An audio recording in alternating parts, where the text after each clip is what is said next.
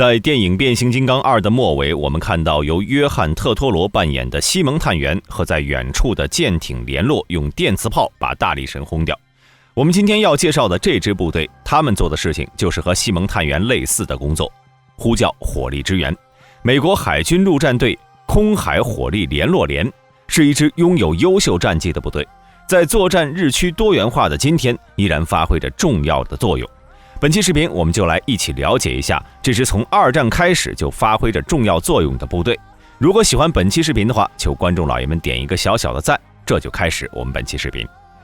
空海火力联络连隶属于美国海军陆战队特遣部队，它的前身可以追溯到二战时期的太平洋战场。当时的美国海军陆战队编有一个联合攻击信号连，负责空中和海面舰艇的火力支援、通信协调任务，以确保火力支援真的是打到目标了，而不是砸到自己人了。如果真出现支援火力砸到自己人的话，那就太尴尬了。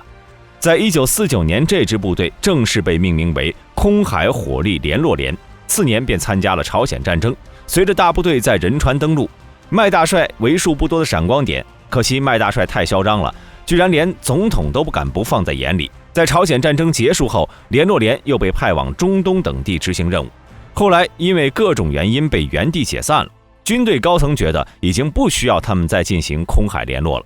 1965年越南战争，联络连被重组，作为海军陆战队重要的火力支援协调分队，指派给美国军事援助越南司令部。这支重新组建的联络连始终活跃在战场前线，使用大召唤术为前沿部队换来火力支援。当然，越战我们都知道啊，要是火力猛能打赢的话，美军就不会输了，这世界上也就没有什么他打不过的了。联络连也只是起到辅助的作用，不过他来得晚，走得也晚，是美军最后撤的部队之一。越战过后，联络连并没有被卸磨杀驴，继续在为美军各地的军事行动提供支援行动。比如1982年的黎巴嫩、1983年的格林纳达，都有火力连来为美军提供火力辅助。这个时候的联络连已经不是二战越战的那一套了，有了更完善的一套作战方案，同时整合海军陆战队内部资源，将联络连彻底融入到美军各个作战部队之中。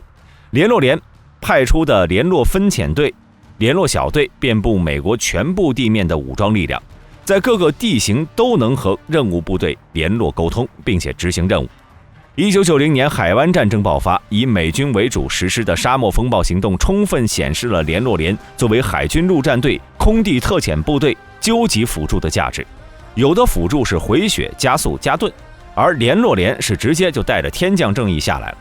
在海湾战争期间，联络连被分为多个分遣队和小组，分散在各个作战部队之中。除了美国本土的，还有阿联酋、阿曼、叙利亚、西班牙和法国外籍军团。在战争开始后，联络连作为重要的联络分队，有效整合来自海上和空中的火力支援，成为美国和其他各参战部队之间重要的通信纽带。1999年，海军陆战队开始削减规模，空海火力联络连其所担负的任务也由规模更小的联络分队所负责。但是随着美军在全球各地事业的加重，他们发现没有联络连根本不行。缩编的联络分队规模和功能和以前的联络连根本没办法比。好比之前是梨花暴雨，现在是毛毛雨，它还不一定能下。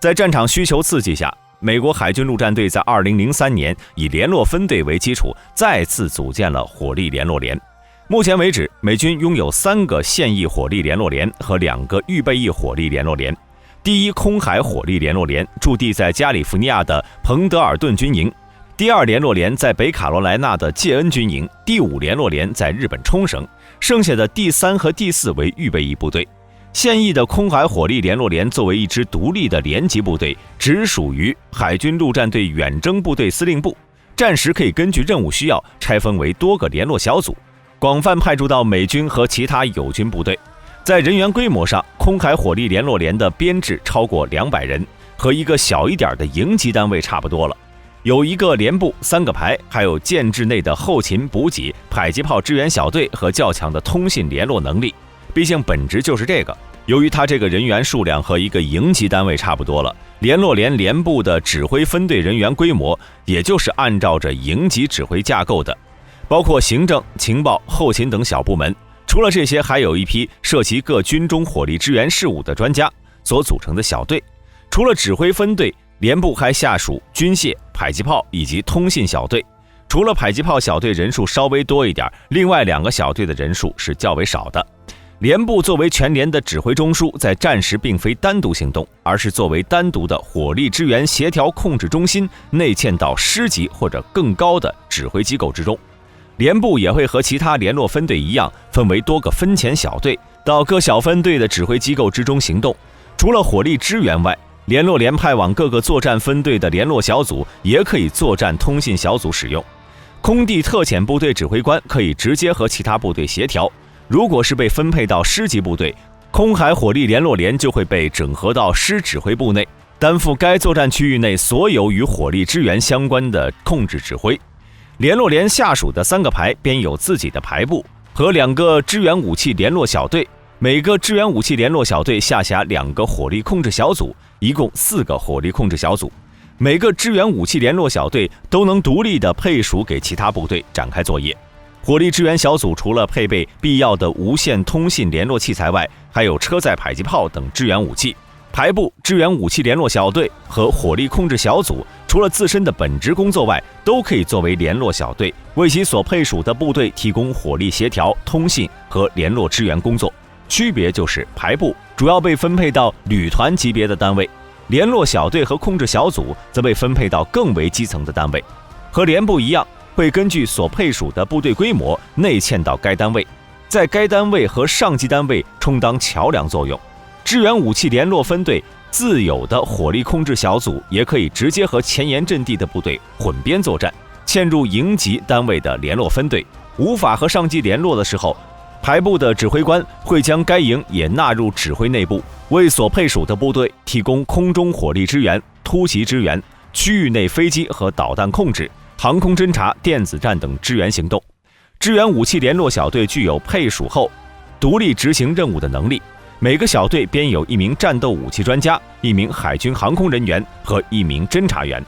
根据需要也可以添加如驾驶员、通信员等。支援武器联络小队也可以再分，甚至是单独执行任务。火力控制小组是支援武器联络小队的下属单元，战时负责对接连级单位，作用和它的上级基本一致，只是层级更低。